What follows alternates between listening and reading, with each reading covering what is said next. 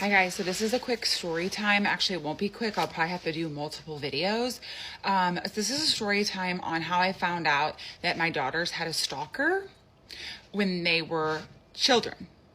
So this person was following my kids around on the internet when they were little kids. And I had no idea until last year. So they're all grown up now and older.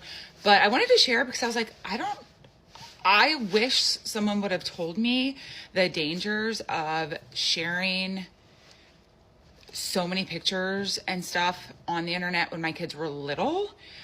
Although I probably still would have, maybe I wouldn't have to the extent that I did, or just been more aware of how creepy people are. So last year, and I don't even know how much I can talk about, honestly. But I also do want to share. But I think it's still an ongoing FBI case. But I will say that this stalker is no longer alive. So I feel better knowing that, obviously. But this story is so unbelievable and so creepy that I would never believe it. I feel like it's a movie. And knowing that the FBI had a picture of my daughter and was going around to different hospitals looking for my daughter, basically. Because this person who had been stalking my daughter at literally like age 3, 4, 5 was claiming that it was his daughter to other people. Like he had a severe, crazy, sick obsession with her. So I got a message about a year ago on Facebook, and it was actually to my business account. I have 2 different accounts, and this was my business account. So this person reached out to me, and it was actually a relative of the actual stalker. And she wanted me to know. Thank goodness she reached out to me, because I feel like, obviously, if you have information like this, you should share it with people when you're finding pictures of their daughters in your deceased family members' items. So I'm so thankful for her. But she reached out to me just with a brief message and just said, hello, I have some information regarding your daughter. I don't know if she said daughter or daughters, and them having a stalker of some kind. Okay, let me just tell you what it was like getting a message like that. My girls are older now, but I had no idea what the context. I didn't know if this was a current stalker. I knew nothing. That's basically all the message said. So I went into complete panic mode and reached out to her. And I ended up, she didn't really want to give me a lot of information via message or text, because apparently it is an ongoing investigation, whatever. But I ended up talking to her on the phone and getting some more information. And you guys, when I tell you the creepiness level of this story, it's actually unbelievable. And I feel like even some of my family members were like, are you sure this is real? Like, what is this woman she's not trying to get anything from me. She was literally simply sharing the fact that her family member, who is no longer alive, she came in to obtaining all of his items after he died. And while going through these items, she saw horrific things. Pictures, videos, unimaginable things. And basically, she started doing her own investigation to reach out to these families of these girls. And apparently, the stalker was working as a teacher and was coming in contact with children in that way. And I think he had been a teacher for maybe 20, 30 years. He was also a coach. So he was interacting with kids every day. But anyway, she, as a family member that obtained all this information, started going through these pictures for a little while, and then she couldn't go through them anymore because it was so sickening.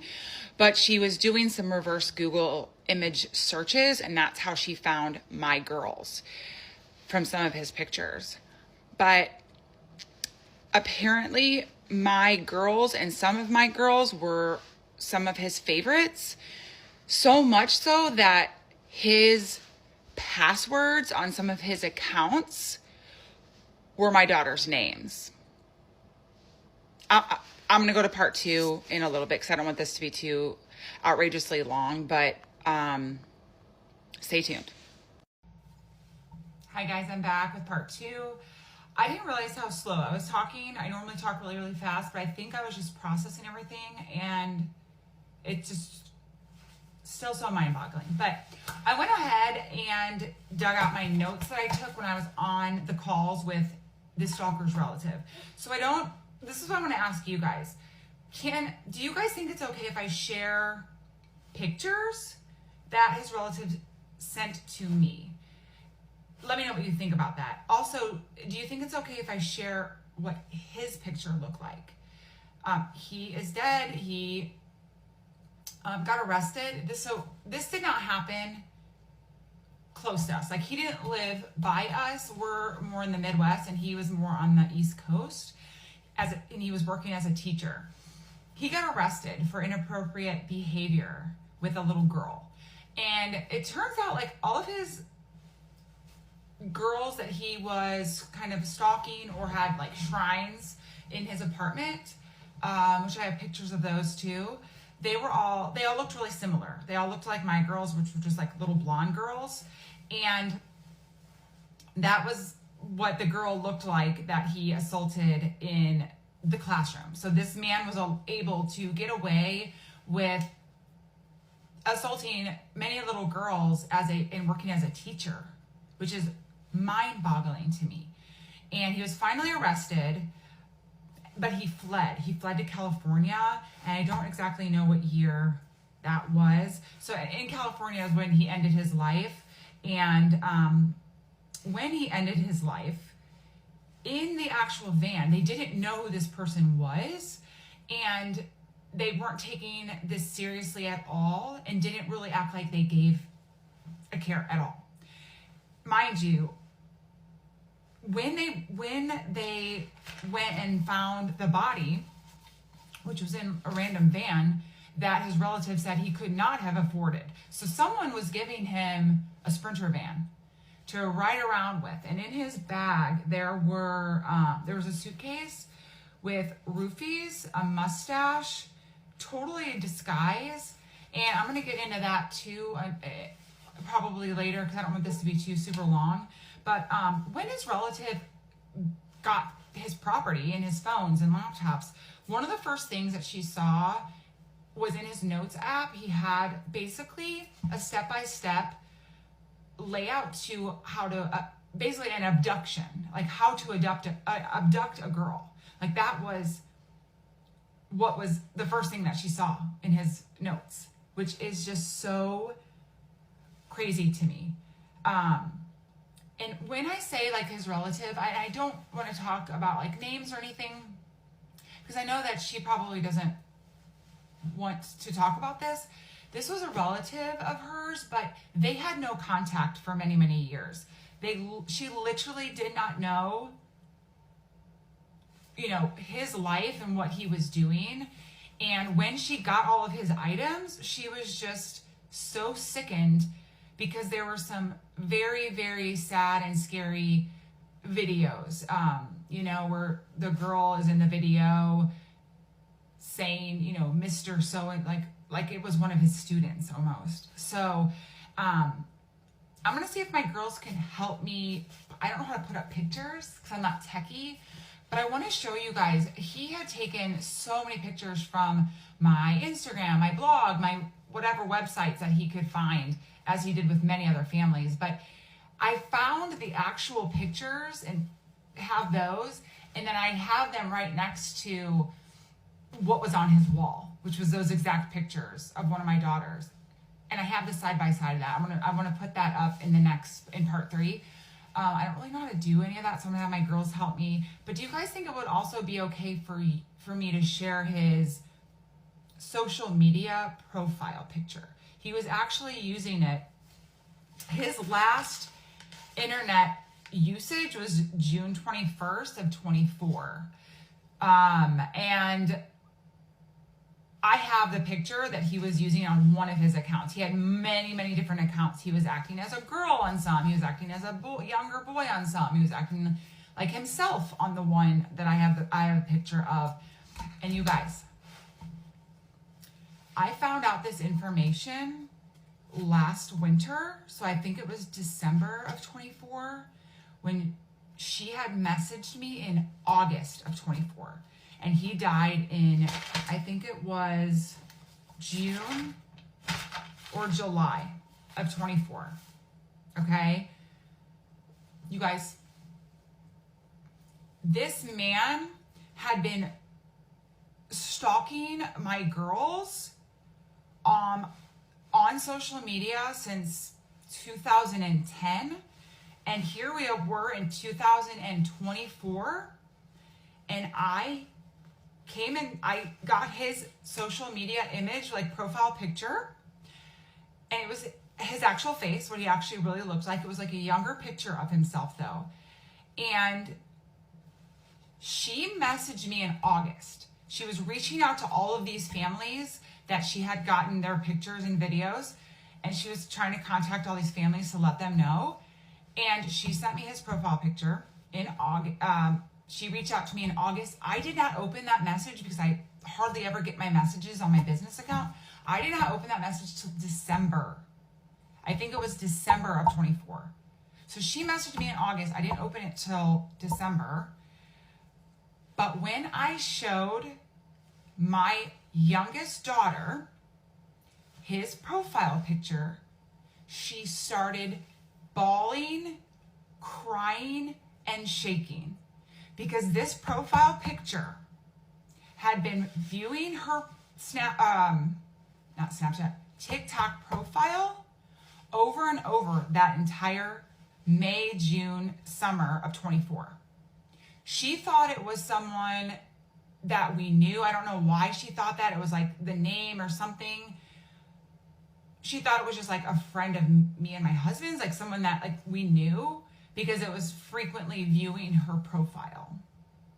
When I showed her, I was like, Gracie, have you ever seen this profile pic? She started shaking and scream crying. It freaked her out so bad. And what freaks me out is the fact that he came across my girls when they were little girls in 2010. And here he is in 2024, 14 years later, he's viewing my daughter's profile. Like I truly cannot. And when I'll go into part 3 about, I'm like shaking right now thinking about it. What else was found in his notes and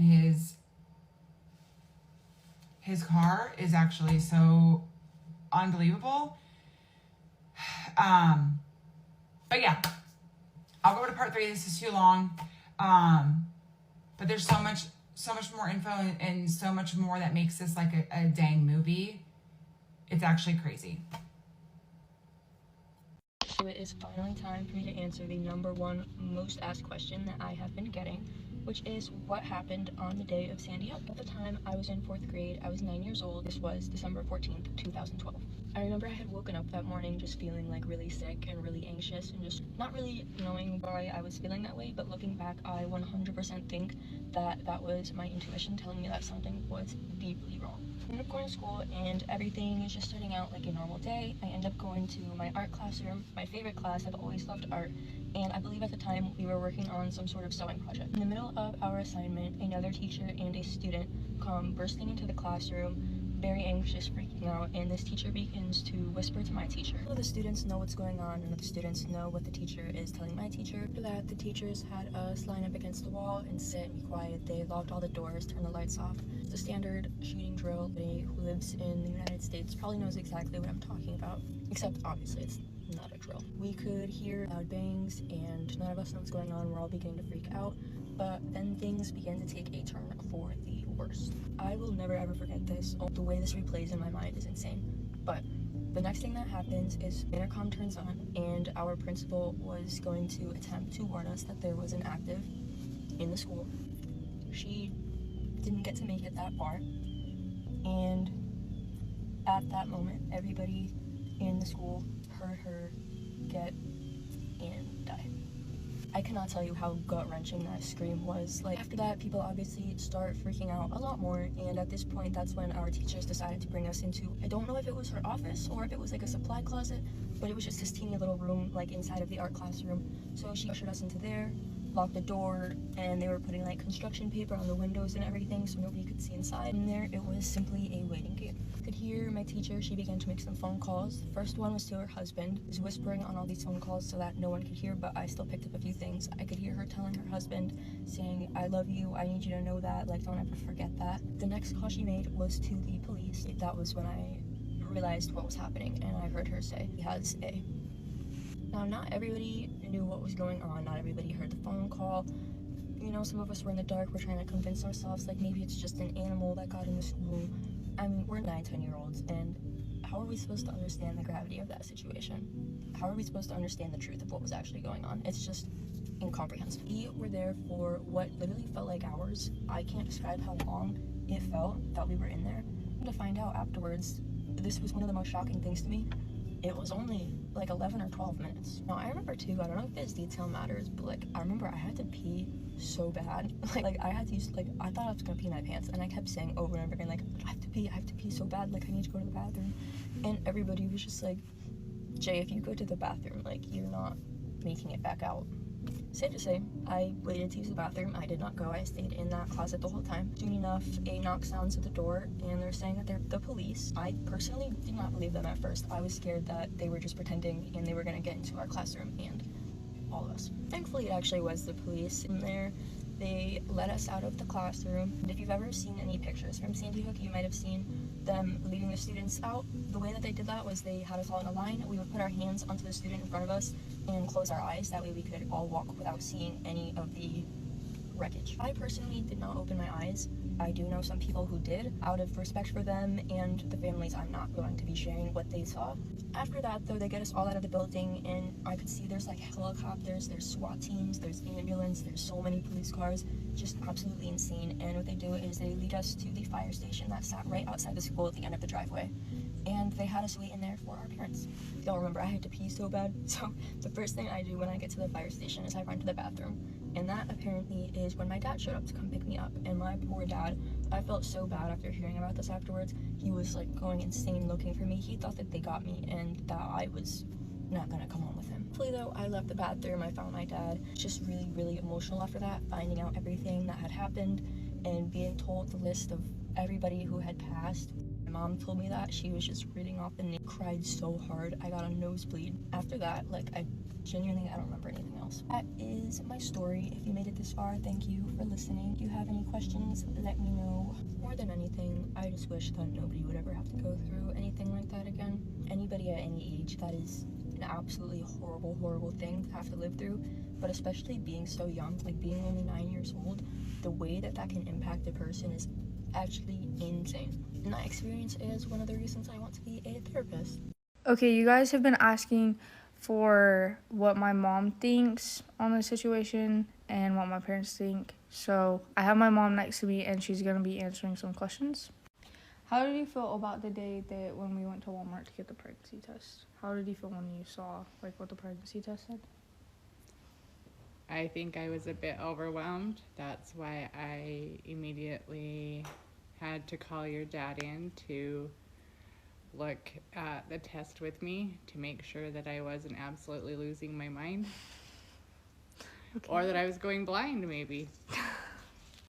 Okay, the day that we went to the clinic, which was the next day, when the nurse like called you into the room with me, how did you feel when she said that it was positive and that like it was a for sure? At that point in time, I think that I had already figured out that that's what it was going to be. I just didn't know where we were going to go from there. I knew my feelings on life, but everybody has a choice to their own body and their own feelings and what they want to do. And now I knew that we needed to navigate through a lot of serious things as a family together. How did you feel when my ex's mom showed up and walked out? I wanted to wring her neck because she is not a child. You're the child, and so is her son. And it showed her son how he could behave and not take accountability and responsibility, and leaving my daughter in a situation that she needed to navigate through her own feelings when she didn't get herself into this alone. Yeah, I was pretty upset, and that was kind of the end of it for me with her. People have been asking how come you guys didn't make me get an abortion, even though I have already said that I didn't have the choice, but if I would have, how come you didn't? Because we all have a right to our own bodies, and it ultimately was your decision, even though you are a teen. I have my own feelings on life and where we come from and where we go after this, so. How do you feel now, since it's been a couple weeks since we found out and everything has kind of, I guess, calmed down and we know how to navigate it a little bit better? I feel calmer as I have watched you the last couple of months and realizing how you have handled this with such grace, and knowing that you are going to be a good mom and things are going to be okay. Everything will work themselves out exactly how they are supposed to work out.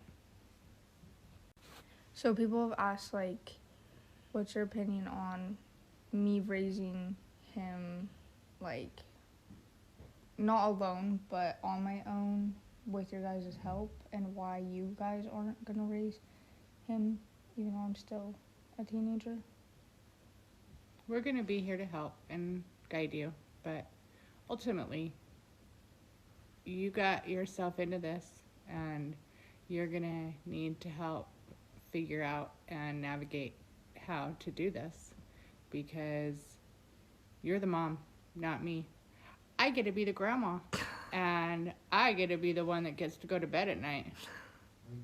Story time of how everyone was trying to find the unit snitch, and it was me the whole time. If being a patient advocate equates to being a snitch, then hey, call me a snitch. So I do want to start by saying that I have never owned up to the fact that I was the one that reported this nurse. Even though there was so much conflict and drama about who it was, never owned up to it because I did not want to be retaliated against. However, when I drop this, everybody is going to find out at the same time because the For You page is too local, okay? So if you know, you know. So anyways, let's get right into it. So there are two specific nurses that are very important to the story time. So let's call them Gabby and Liz. So for background, Gabby is a night shift nurse. Okay, this is going to be important to the story. And Liz is a day shift nurse. At this time, I was working day shift. And also, all three of us nurses are new grad nurses. So all three of us worked at an adult oncology unit. If you don't know what oncology is, it's basically cancer patients. However, when we did have a low census, we would get all types of patients. We would get med surg, we would get like step down, psych, you name it. We've seen all types of patients on my unit. So with that being said, let's talk about the patient. I'm not going to share everything because of HIPAA purposes, but I will share what's important to the story. So I was getting this lady who was getting admitted from the ICU. Long story short, she would have these episodes of where she would need PRN Benadryl. While she was in the ICU, she was on a Benadryl drip. However, to come on my unit, we did not accept drips at all. So they discontinued that, and then they would give us IV pushes PRN, which I think were like Q30 minutes. So when the patient needed these PRN Benadryl IV pushes, it would be at random times. Like even though it was Q30 minutes, sometimes she can go 45 minutes without Benadryl. Sometimes it could be like 30 minutes. Sometimes we'll have to call the doctor and get an order for something sooner because she would have these random episodes. And these episodes were so scary because her body would go into hives. Her voice would start like being very high and squeaky. Like it was just kind of scary. She has gotten a workup done in the ICU.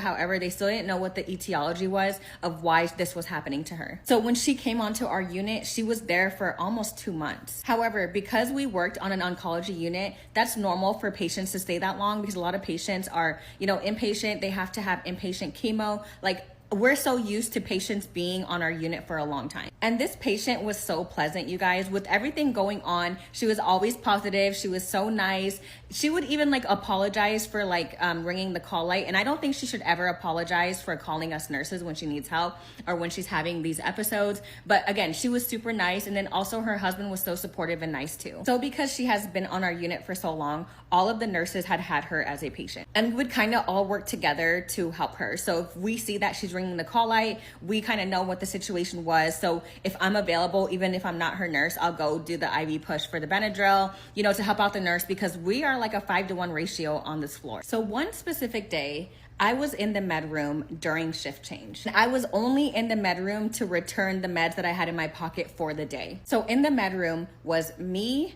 Gabby, Liz, and one other nurse. Gabby and Liz are really tight, okay? They are always seen doing Tik Toks together, like they're super close. Liz and I both work day shift. However, we're not that close. I'm pretty quiet, so it's kind of hard for me to like get that close with my coworkers. But yeah, Liz and I, we both work day shift, and we are cool with each other. We're just not that close. Gabby and I, we don't have a relationship. I just know that she's just another nurse on night shift. However, Gabby is really popular on the unit. So Gabby comes into the med room giggling, like she's just cracking up. And Liz was like, what is so funny? Like, why are you here? You know what I mean? And mind you, this is shift change, so like 7:45 p.m. So she's like, oh, do you know the Benadryl patient that we have to give IV pushes to every 30 minutes or so? She was like, well, she just rang the call light and she said that she needed Benadryl. She's getting hives. So I gave her an IV push flush. You don't know what that is? It's just water. Gabby says that she told the patient, okay, I'll be right back. I'm gonna go get your Benadryl. She comes back, pretends that she got the Benadryl, and she's like, yeah, I have it in the normal saline flush. I already had mixed it in. I'm gonna go ahead and push it through your IV. And then she said she pushes it and she tells the patient that it was Benadryl. And she came in the med room laughing and cracking up, saying that it worked. The patient said that she felt better. And basically she was laughing because she tricked the patient. Mind you, Gabby and Liz were cracking up, and I did not find that funny at all. That was not funny to me. She was bragging about how much it worked, and she knew the patient was lying, and how could she feel better if it was just a normal saline flush. So honestly, that annoyed me. I hurried up and returned my meds, and I left the med room. Hey guys, get ready with me for school while giving you a story time of how I finally ended things with my ex of 2 years after breaking up for 45 times.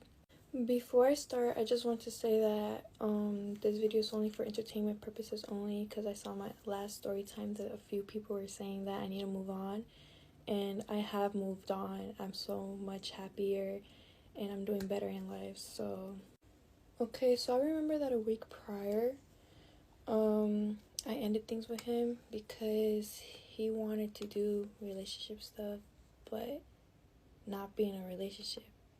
And that got me mad because he knows I don't want that. Okay, so anyways, I remember I was laying down watching TikTok on my bed, and I get a call from him out of nowhere. And I'm like, I'm not going to respond because why is he calling me? Like, you know?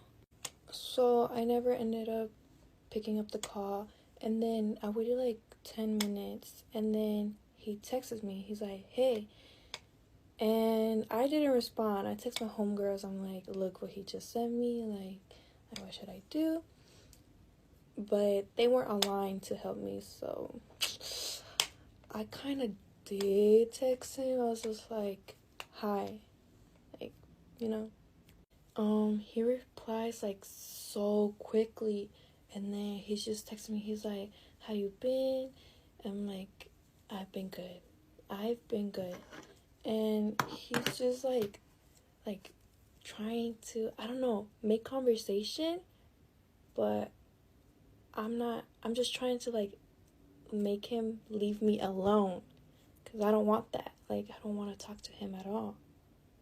So after a few minutes of making himself look dumb, he finally gets to the point, and he's just like telling me, Leslie, I miss you, like, please don't leave me, and you know, those kinds of stuff. Me being the smart girl I am, I was like, I don't feel the same. I feel like we should like just end things already. Like, I don't want nothing to do with you. Like, I don't want to be in a relationship with you. Like, just leave me alone. So he ain't listen, and he kept on spamming me with the same things all over again. And I was just repeatedly telling him no, that I don't want nothing. And he was like, I'll do anything, like, please, like, please take me back, whatever. I was not having it. He kept on, like, insisting that I give him another chance, and I didn't want that. So I tried to make him jealous, hoping that would work, making him, like, go away. And I was just, like, talking about, like, how I want somebody else, and, and he's like, I don't care, like, just make me your side piece, like, I'm like, no, I'm not gonna do that. And I say, like, this lasted us, like, 20 minutes, going back and forth, and I was getting so annoyed that I wanted to block him. And before I blocked him, he was like, please, like, I'll do anything, like, I'll let you go through everything, like, please, I just want to, like, be something with you again. I'm like, And don't call me desperate, but I did want to know what was on that phone during the whole week of no contact, because every single time we were to break up, he would always, like, talk to different girls and his exes, and I'm like, and if you wouldn't do the same, congrats to you. I was just curious. So for me to see what was on his phone, or, like, his social media accounts, I lied to him, and I said yes, just to, like, make him think that I do want him back, but I was just trying to see what was in there. So I know I was gonna find some weird stuff in there, so I got my phone ready to screenshot so I could use that evidence towards him or against him, so I could finally end things for the last time. Okay, so first I decided to go through his girl best friends and his homeboys DMs, because I know how they are, and I know my name is mentioned in those DMs. So while I was scrolling through his homeboys chats, they were talking bad about me, and, like, I don't really care for that, because he always does that. And I scrolled up a little bit further into the messages, and I saw that they were talking about some girl that my ex found attractive and tried to talk to, but I was in the way because I kept trying to go back to him, and he took me back. I'm like, who is this girl, right? I took a screenshot of that and moved on to his girl best friends chat.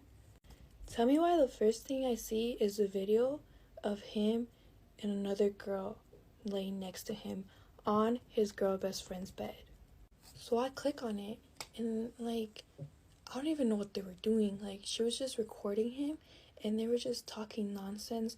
I don't know, but I'm like, what the hell is this? What did I just find, right? And so I saved that video for later, obviously, and I kept on going through my search. I knew who that girl was, so I searched her name up on the search bar, and her name didn't come up. Like, well, it did, but, like, there was no chat. Like, it was deleted. I just, like, searched up the possible names that he might have, like, talked to or, like, done stuff with, but nothing came up. Like, they were all deleted. And don't say, like, what if you never texted him? Oh, baby, I do know when he does something. Like, I don't know, like, it's just my intuition. And so there was nothing, like, in those chats. I'm like, I know you deleted them before you even gave me anything. I low-key couldn't find anything else, so I just took what I had and just, like, sent it to him on messages. It took him a good long minute to respond, and he was just, like, repeatedly saying, I'm sorry, like I still want you, like, you're the only girl for me, like, please take me back, I won't do nothing like that ever again, like, I'll be loyal, basically begging me to take him back just so he could do the bare minimum. Excuse my pronunciation, but this was going on for, like, 10 minutes straight until, like, I finally got tired of it, and I'm like, no, leave me alone. And so he keeps calling me. On the third time of him calling me, I finally pick up, and he was just, like, whining on the phone. Not whining, but, like, begging me to come back, like, basically everything that he was texting me on messages. And after him like begging and begging and begging, I finally say something on the phone. I'm like, nah, like I don't want nothing to do with you no more. Like I know better now. Like you've done so many bad things to me, and I took you back, forgiving you, and you did it again. Like you disgust me and blah blah. Like I was standing on that. So I finally decided to say, have a good life, blah blah blah, and I hung up the call. He was still begging me to stay with him, and I was just ignoring him, leaving him undelivered. So I went to go ahead and like remove him from my socials. Tell me why when I got to Instagram, I saw that his following went up, and so I went to go check it out because I'm nosy like that. And I saw him following his exes again. I wasn't even surprised at that point. Like, I know he was gonna do it at one point, but like 2 minutes later, like what? Like made me waste like a good 2 hours of my whole life just for you to do that again. He's so lame, but I'm finished. I'm going to get changed so I can go to school. But that's pretty much it, guys. Have a good day, have a good night, wherever you guys, and I love you. Get ready with me to go take pictures while I tell y'all about the work drama and why I don't work there anymore. I also got a new job. So, and I wasn't gonna post anything until I heard back, and I heard back today. So I'm super excited. I've been wanting to leave my job, but I really do love everybody I work with. That's never what happened. But so that's been a problem. And then just recently, they've just been literally picking at me for everything. The day I put in my 2 weeks, a bunch of stuff had been happening, and I literally just prayed, and I was like, just give me a sign and I'll put in my 2 weeks today. And I got that sign. I wore these jeans that my coworkers wear. My coworkers wear them all the time, and the day I wear them, I was in trouble. She was already mad at me because the Sunday before I showed up to work, I wasn't on the schedule, or I wasn't on the board to like serve. Like I didn't have an area to serve, so I left. That happens all the time. Like literally all my coworkers has had that happen to them, and I've had that happen to me. And you just leave. That it's never a problem, but I did it and it was a problem. And then I was literally getting ignored that entire shift. I got in trouble for the pants. She told me to go home, and then told me not to go home because there's not a host, and kind of like, I don't know. Then a week goes by. I put in my 2 weeks, so then a week goes by. This past Friday, I go into work. I look at the schedule, and I'm not on the schedule at all. Completely not at all. But I still open the morning because that is my only shift. Friday mornings, that's my only shift that's guaranteed. That like I know I'm gonna open that morning. I know I'm gonna work that day. That's my only shift that I know. But I wasn't on the schedule for the night, so duh, what do I do? Make plans. Like, why would I not make plans? If I'm not on the schedule, why would I not make plans? Or like, why would I still think I'm gonna show up to work if I'm not on the fucking schedule? Like, if I'm not on the schedule, I'm not coming to work. If you work at McDonald's, you're not on the schedule to work tomorrow. Are you gonna go into work tomorrow? Like, yeah, I notice I'm not on the schedule first thing whenever I go in to work. So I make plans for the night, and then towards the end of my shift, I noticed they had wrote me on the schedule to work the night. Didn't tell me anything. Literally didn't tell me. Plus, it's the day of. I don't give a damn. I don't give a damn. You're not going to schedule me the day of and expect me to come to work. And like, not even the morning. If I would have went in, saw that I worked the night, I would have not made plans. But no. So towards the end of my shift, my boss, she's been kicking it with me normal. She's talking to me like normal. She wasn't ignoring me. And then she was like, okay, Lex, I'll see you at 5. I'm gonna head out. I'll see you at 5. And I was like, no, you won't. No, you won't. No, you won't. And I literally said that. I was like, no, I'm not on the schedule to work.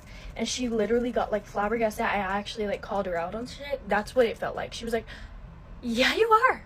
You are on the schedule. And I was on the schedule, but they had just fucking wrote me. Like, you just wrote me on the schedule. Like, no. So I was like, no, like, I'm sorry. I'm not coming in. Like, no, I'm not on the schedule. I gave the persona I did not know I was on the schedule, because why would I check the schedule mid-shift? But I did, but you know. So I was like, I'm sorry, I made plans, like, no. And then she's telling me that I'm putting them in a bad predicament, and that we're short-staffed, and I should know that if she was able to give me off, that she would, but since we're so short-staffed, that she can't give me off, and that we really need me tonight, and blah, blah, blah, blah, blah, blah, blah, blah. And I was like, well, I'm sorry, like, that, whose fault is this? Because it's not mine, right? That's not my fault, right? okay. So I go to my sister's little game. Like, I made plans to go to her game. I go to her game. So then the next day I go into my shift. Surprisingly, the schedule was made for, so that was Friday. Surprisingly, the schedule was made Friday morning for Saturday and Sunday. That they usually don't make that schedule for Saturday and Sunday until Friday at 11 p.m. Like, but yeah, so blah blah blah.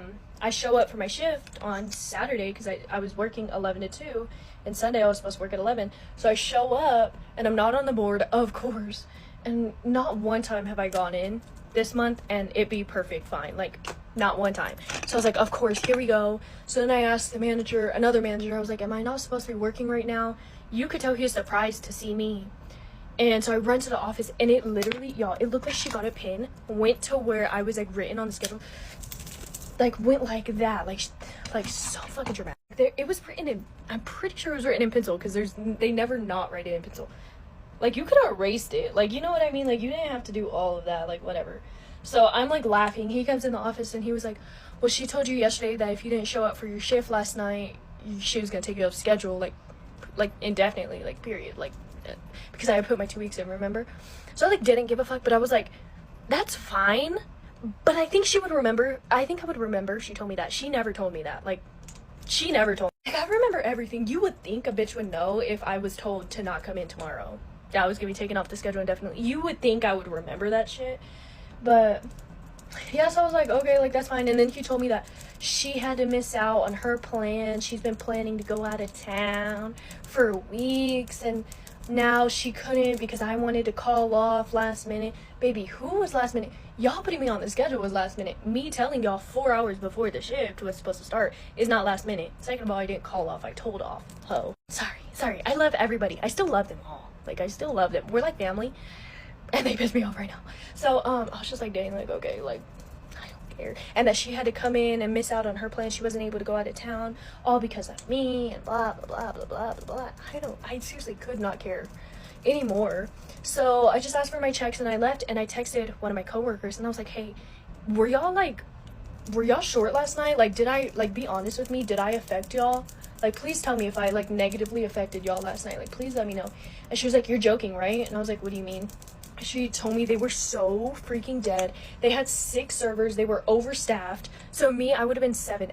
And the thing is, whenever I was talking to my manager Friday, like, telling her that I wasn't going to be coming in that night, I had looked at the schedule. There were 6 other servers. We usually go with, like, 5. Like, we don't need 6. And with me, you would have had 7. But apparently, they were short-staffed, like, and whatever. And she was like, she literally left early, and everybody was out by like 8 or 8:30. Like, there was no reason for you to come in. And I just find it so hilarious that I get fired over that. I wish I could tell y'all the shit that people should be fired for working there. Not anything like health code, but fucking like human code, like fucking SA code, like fucking drinking on the shift code, like. And I get fired for not showing up to a shift I wasn't scheduled for. Like, let's make it make sense. And before, I know somebody's gonna be watching this. Like, y'all know it's true too. Like, y'all know it's true. Oh, I forgot. How do you forget something like that?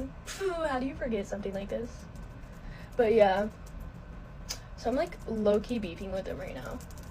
Not beefing, like, I literally have no contact with him right now. But yeah, I wasn't gonna talk about any of this until I got a new job. Like, it's like official, and I officially got it. I start orientation on Monday. Today's Tuesday, so next Monday I start my orientation. So yeah, new things are coming for me. I do believe this is God, because I literally prayed for this.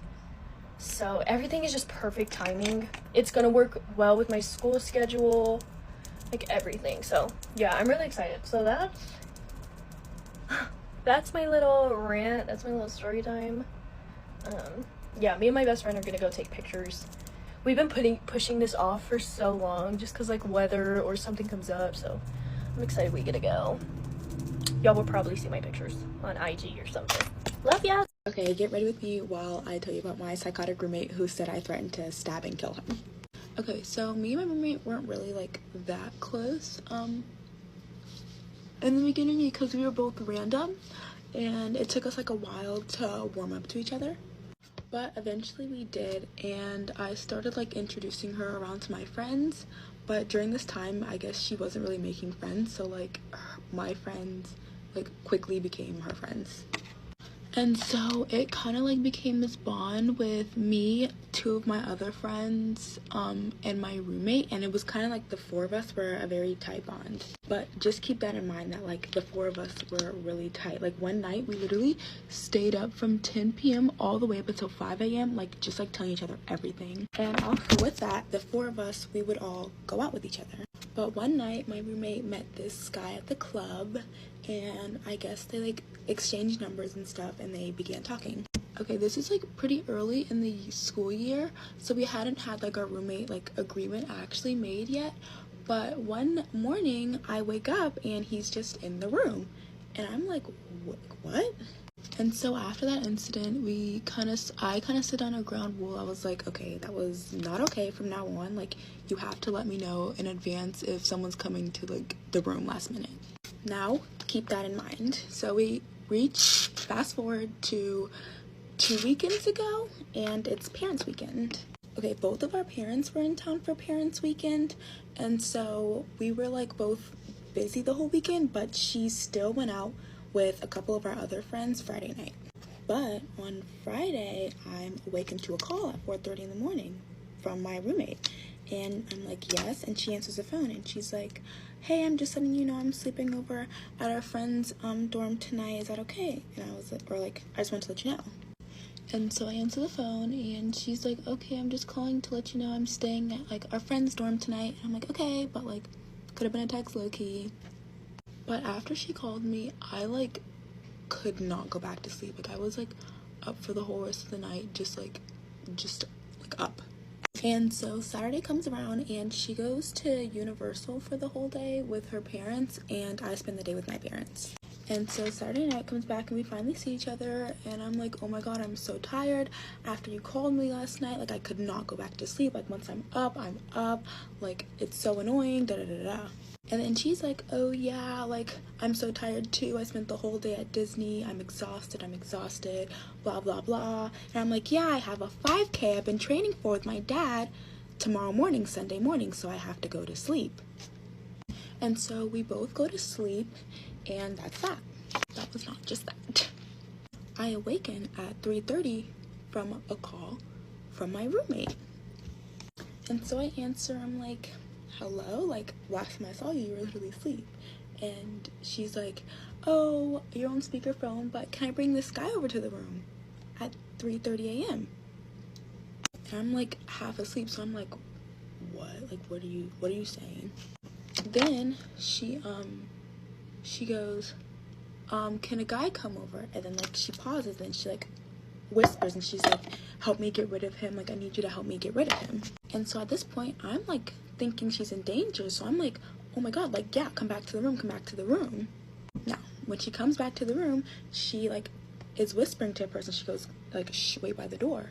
And she runs over to my bed over here, and her bed's on that side. And she goes, no matter what he says, like, say no. He cannot stay here. I don't want him in this room tonight. And me, being the good roommate that I am, I was like, okay, yeah, like, let me help you out. Let me, like, bring him in, like, so I can tell him to get out. And so he comes in, and he walks over to my bed. He's like, hey, my name is so-and-so. And I was like, oh, my name's Hampton, but I actually, like, don't want you in here tonight. Like, I'm really tired. I have stuff in the morning, and, like, you have to go. I've never seen a man more butthurt. He goes, what? No, like, you have to let me stay. Like, it's supposed to be cool. It's chill.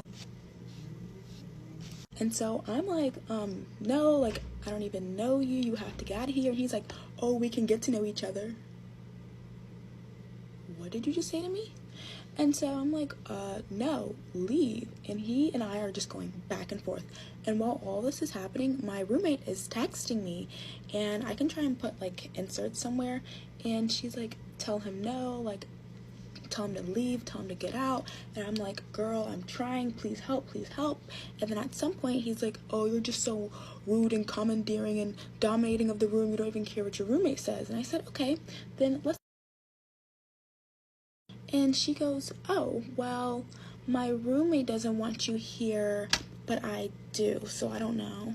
Like, excuse me? And like at that point, I'm pissed. I text her, I was like, I just gave you an out. Why would you dig yourself further into this? Like, I'm trying to help you out. And she's like, sorry, but now this guy like thinks he has a right to be in the room because my roommate said he could be in the room. And so him and I go back and forth again until I threaten to call an RA. And mind you, like, I don't know who this kid is. I don't even know if he goes to our school. And so of course he's like, okay, I'll leave. So he leaves. Why does my roommate follow him out of the room? So all that get him out of here bullshit was not even. And so I'm like, what was even that? So I at this point just cannot go back to sleep. But it doesn't matter because my roommate texts me like a minute after and is like, can you call me, or are you up? And I was like, yeah. And she's like, can you call me and ask me to come back to the room?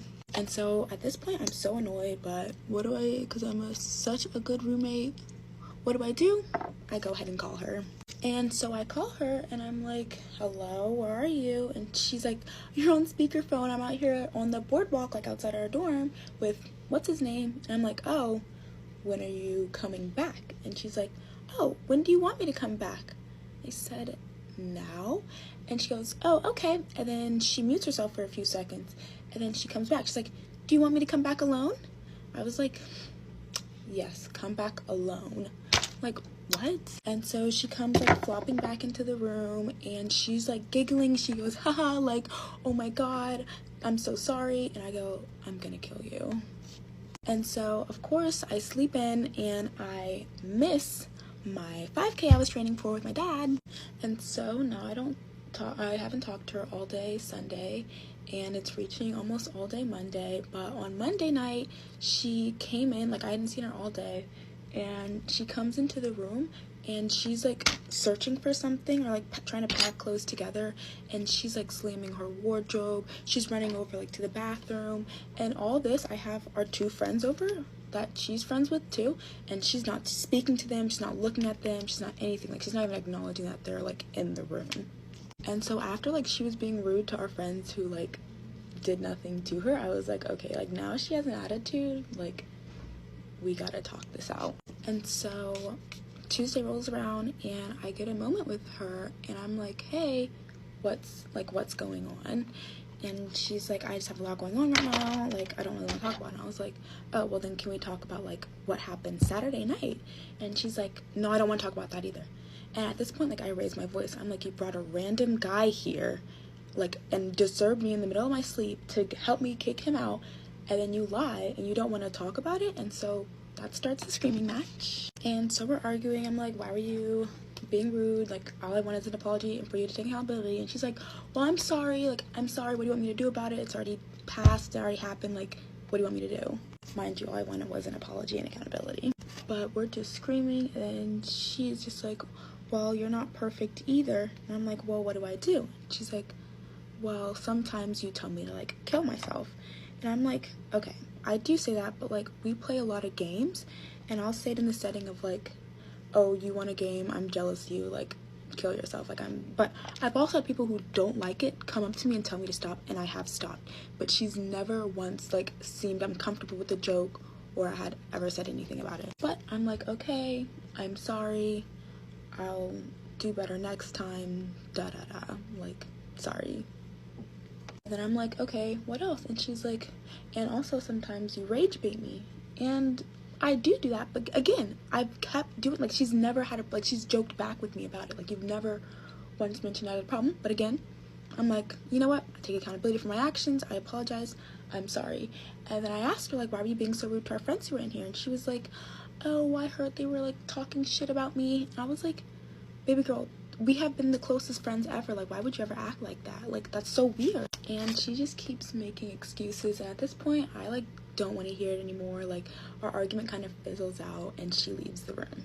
Okay, I'm out of time, but I don't know if you guys would even, like, want a part 2 to this or not, because it gets crazier, and basically she's in a victim support group right now for...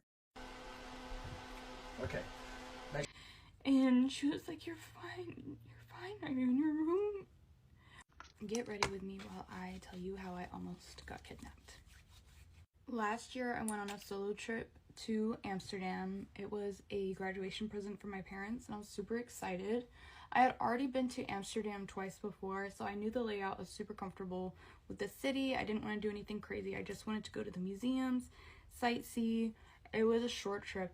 The day after I arrived, I wanted to do some fun shopping. I wanted to do some exploring, just kind of settle into the city, if you know what I mean.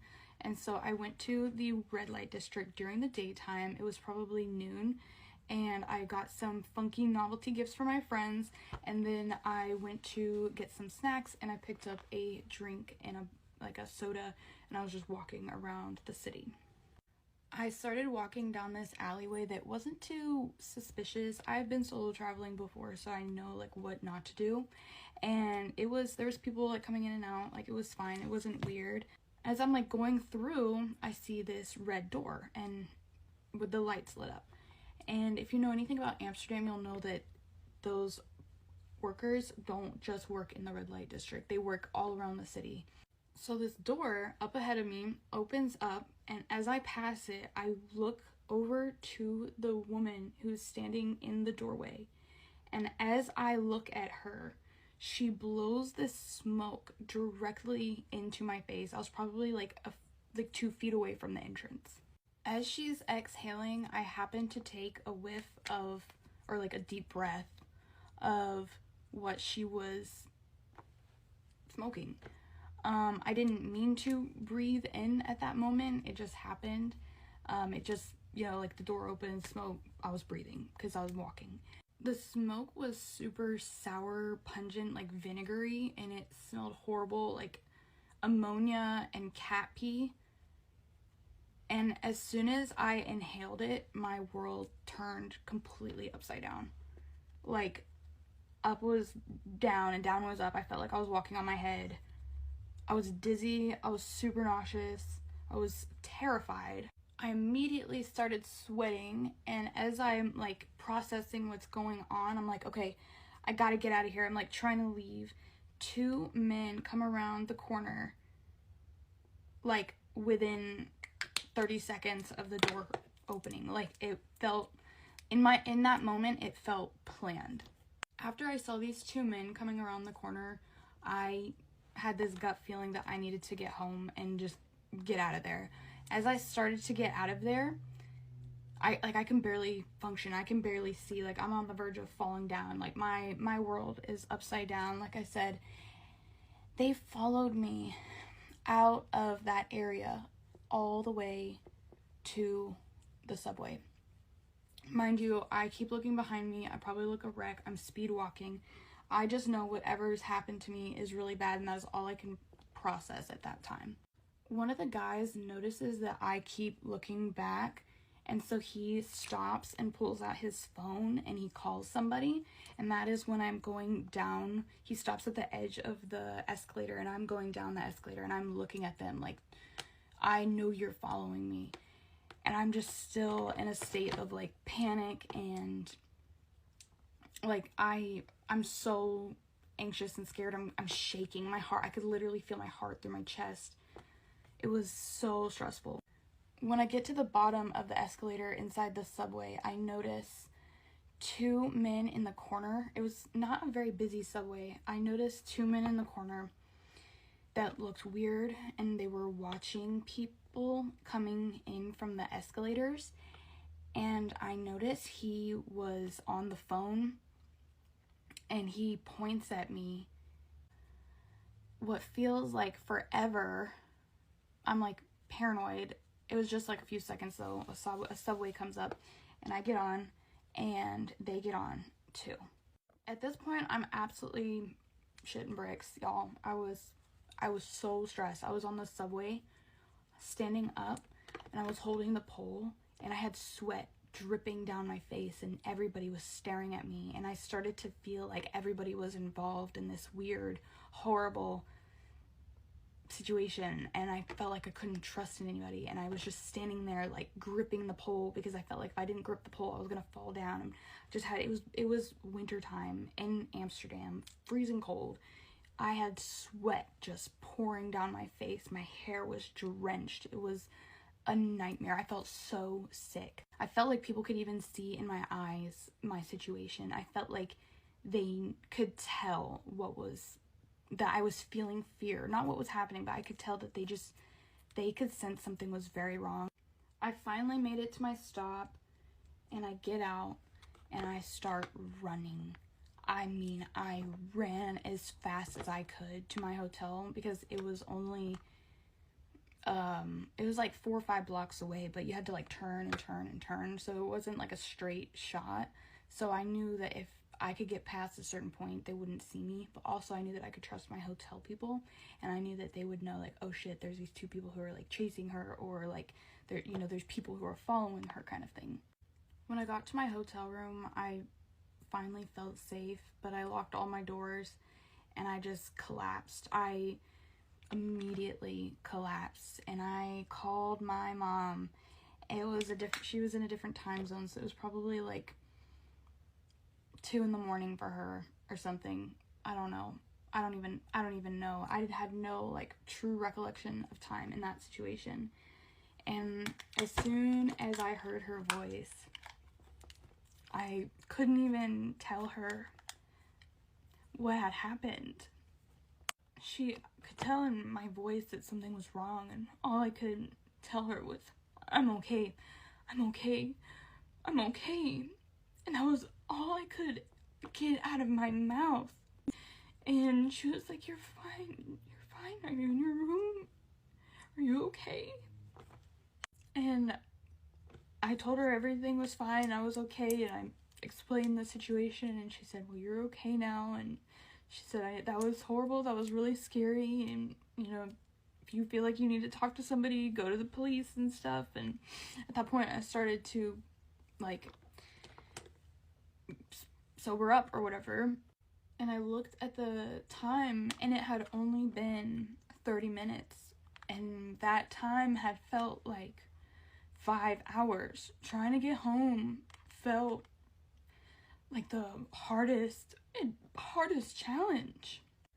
But once I was safe, I knew I was okay, and I knew that they weren't going to try that again, because obviously I was aware of the situation, and they're not going to be trying that in broad daylight again kind of situation. I instinctually knew that I was safe. I felt proud of myself for getting home or to my hotel safely. I was very, very proud of myself for instinctually knowing that I needed to get back home. But I didn't let it ruin my trip. I ended up going out the next day because I felt like the situation was over. I felt like it was fine. Like, obviously, they're not going to try that again. And so I continued with my trip, and I had a wonderful trip, and I was incredibly cautious after that, and obviously very, very cautious.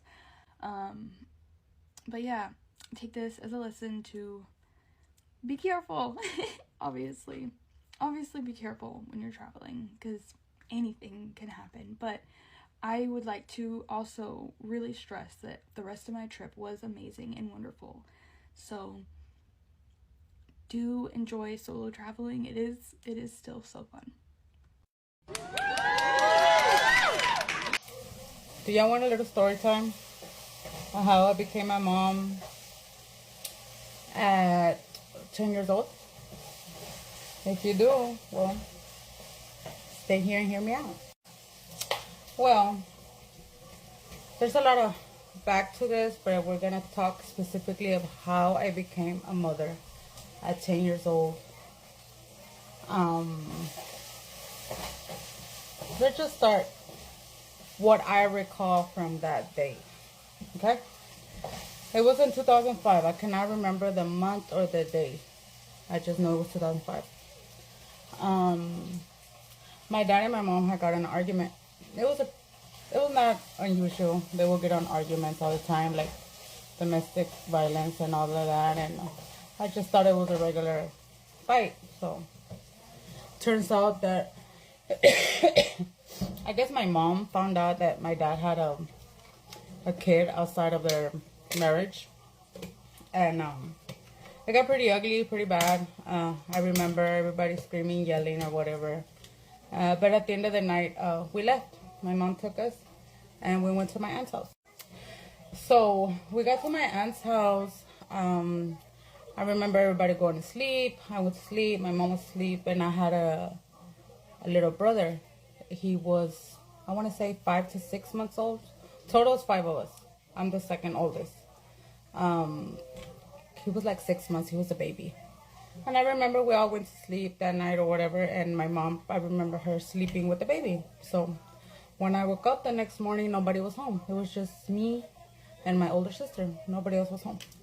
So I remember just waiting for them to come home, and time was going by, and I was getting worried. But then my aunt came home, and I was like, "Yeah, where's my mom?" She's like, "Oh, she stayed with her dad. They're buying a car," which it wasn't unusual because they always fight and get back together. So whatever, it wasn't really like a big thing to me. So I just had a feeling that night. Like, I just had a feeling that day. Like, I was waiting from the door, and my mom wouldn't come home. Like, she wouldn't come home. So my aunt's like, "Let's go to your other aunt's house. We're going to go." I think we were going to go eat. And I was like, "Well, fine, let's go." So my older sister, she stayed back. She didn't want to go because at that time, some novela was on that. We were like so into it, and she didn't want to miss it. You don't have like the internet where you could like rewind it and rewatch it. So she stayed because she wanted to watch the novela. So I left. I went with my tia, and on our way there, no, we got to my aunt's house. And when we got there, we told her, my uncle, "Where's my tia?" She's like, "I don't know." And then back then, remember they had those little radio shacks, like the radio things. She like, let me radio her and see where she's at. So like I said, he radioed her, and you can hear the conversation because it's through radio, like those walkie-talkie type of phones. I remember we used to get them like in Radio Shack or something like that. And she's like, "Vieja, ¿dónde estás?" She said in Spanish, she's like, "I'm looking for Rosie." And Rosie was my mom. She was like, "I'm looking for Rosie, that Raul came by full of blood, that there was an accident." He's like, "I couldn't understand what was going on or what he was saying." He's like, "But I had to come." So mind you, I was 10 years old. So when I heard that, I panicked, and I was like, "What do you mean full of blood? What do you mean they're looking for my mom?" And my dad didn't, I guess of the shock, he couldn't give no details. He don't know what hospital was at, what hospital the baby was at. Like, he didn't know what was going on. So, yeah, we got on the car and we left. We were just going from hospital to hospital, asking. But since I guess it was a big accident, the paramedics, when they took my mom, they didn't get no information. So no name, no nothing. So everywhere we were looking, they didn't know. But I do remember we went to, this was in Houston. It's a hospital called Benton, aka hate the hospital. Never like going there at all. Not because I had a bad experience or nothing, just because all the traumatic stuff that happened there. So, my tias didn't speak English. I was a little girl trying to like speak for them and whatever. And I was, we went to like this help center, I guess the front desk. So we were at the front desk, and I overheard like some paramedics saying, there was an accident, some lady, that this and that. And I was like, "Oh my God, that's my mom." So I told him, "That's my mom." And then my aunt came running down. She, we found her. He's like, "But she's in surgery already. She's in surgery." Like, they had to go ahead and do surgery on her without our consent, because she had a brain injury.